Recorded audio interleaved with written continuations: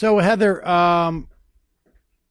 we've been talking about essentially the shutdown fight that has been taking place this week, and the implications it has, or the things that I think it's revealed in terms of maybe the failure of the Democratic Party to develop a cohesive immigration policy. I have a feeling that's changing. You made some very good points about the nature of the Democratic Party.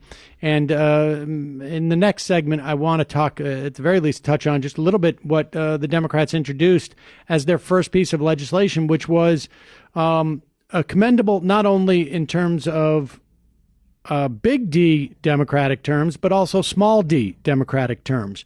But before we get that, Robert Mueller is continuing on with his investigation. It was announced this week that Rod Rosenstein would step down after Barr is made Attorney General, presuming that he is confirmed by the Senate. There was no major developments on the Mueller front during the winter recess, as it were. But this week, something fascinating happened. And I know you've done a deep dive into this, but there was a filing by the Manafort lawyers that apparently was done amateurishly, wherein redacted portions could be easily uncovered. Now, let's put a pin in the question as to why do you think that happened? But tell us about what was revealed there. Well, it's very interesting. Now, remember that Paul Manafort recently, he had struck a plea deal with the special prosecutor, and he was going to be cooperating, and that deal fell apart. And the special prosecutor said that Manafort had been lying to them after they'd made the deal. And by the way, this was something that Rick Gates, Manafort's, associate, who flipped maybe a year ago now, and has been feeding a lot of information to Mueller ever since then. He also got into trouble with the special prosecutor, but he righted himself and ended up being a cooperating witness against Manafort and apparently in some other matters. So Manafort, his plea deal was reversed, and now they're talking about sentencing him. It wasn't reversed. It's just that he was not given any special consideration for cooperation because the plea deal fell apart. So he is now in the process of trying to, get the judge to mitigate some of his sentence by saying. And that's what this filing was about. He was saying, look, I didn't lie, I just didn't remember this. What we didn't know was that what he says he didn't lie about, that he just doesn't remember, was an exchange of information, apparently confidential campaign polling information, with a Russian associated agent by the name of Konstantin Kilimnik, who he worked with very closely when he was in the Ukraine, and who is widely presumed to be associated with the FSB, the what do you call it, the secret, the intelligence agency of the Russian government. And this is the first time that we have seen we've seen a lot of things where there were Russians sort of interfering in U.S. and that there was, they were trying to get the, members of the Trump campaign to sort of, be involved with them in some way. This is the first time we've ever seen any indication that there's evidence that the Trump campaign shared information with the Russians, and that it was information that they could have used as part of their sabotage of the 2016 election. This is a big bombshell. It's big because I don't think this wasn't something anybody had heard anything about before. I mean, we knew that Manafort and Kilimnik were associates. They had been for years. We knew all the suspicions about Kilimnik's association, and both of them with a criminal oligarch by the name of Oleg Deripaska, who has close ties to the Kremlin and Putin specifically, and who Paul Manafort owed a lot of money. And, we knew that he had offered to give briefings to Deripaska, and everybody's going, why would some oligarch need briefings on the presidential campaign? Well, not just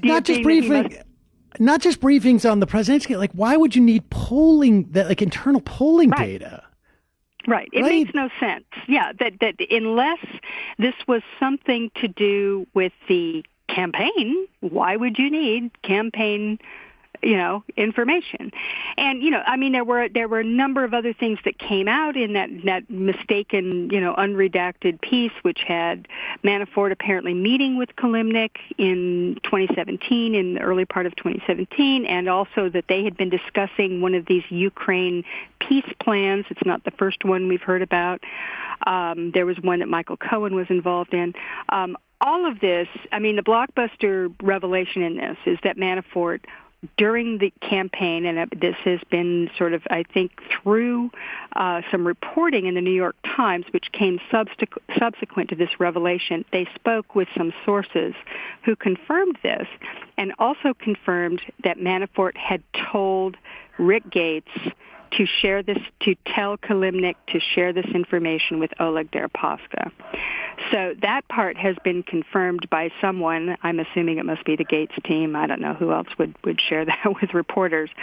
But what this indicates, and I think we can all see now, that what we're looking at is Mueller has a collusion or actually conspiracy case that it runs in some much more detailed direction than we knew before.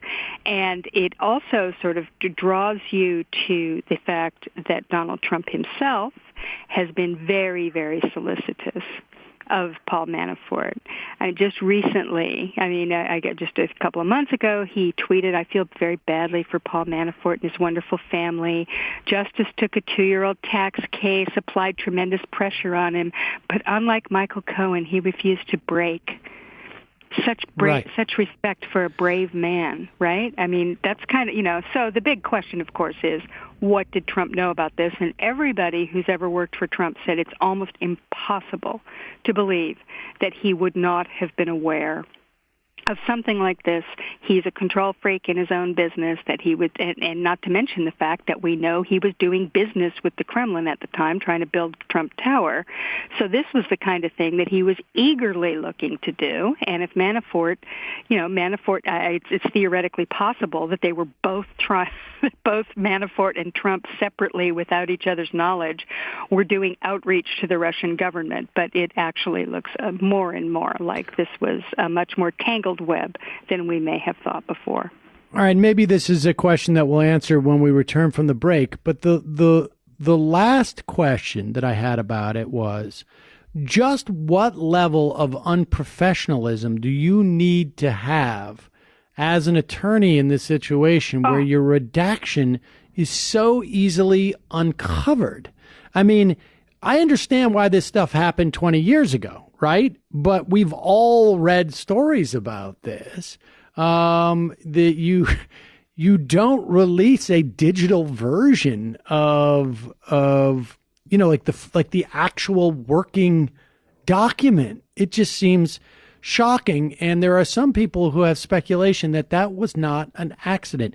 All right, we got to take a quick break. Let's address that when we return. I also want to touch on some things that I think the Democrats did right in this first week back from vacation, and frankly, first week in which they've controlled Congress in a couple of years. We'll be right back after this. I'm Sam Seder. This is Ring of Fire Radio.